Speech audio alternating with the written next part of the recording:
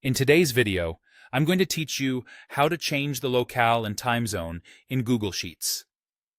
This quick update can prevent common formatting headaches, like dates showing up backward or numbers using the wrong decimal separator, and it ensures your times and timestamps are accurate for your region.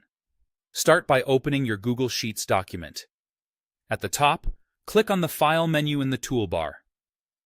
From the drop-down, choose Settings.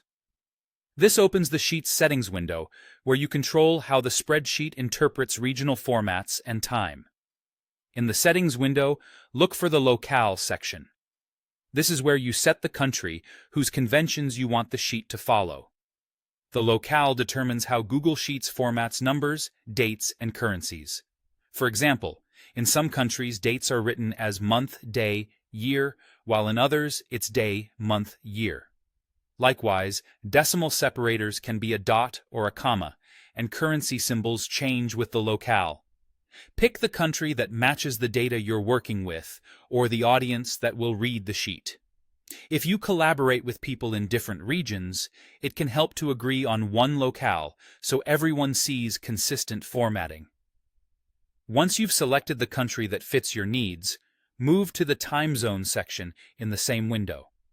The time zone setting affects how times are displayed and how time-based functions work.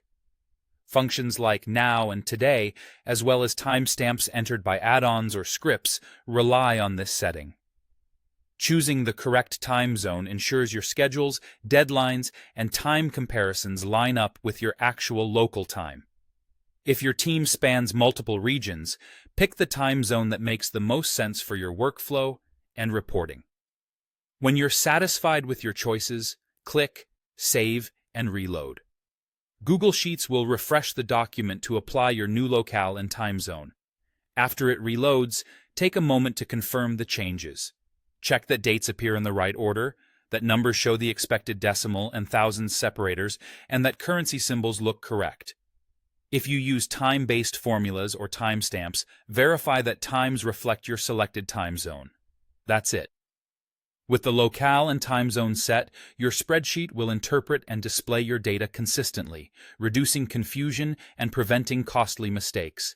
If something still looks off, revisit the settings to adjust the locale or time zone until everything aligns with your data and region.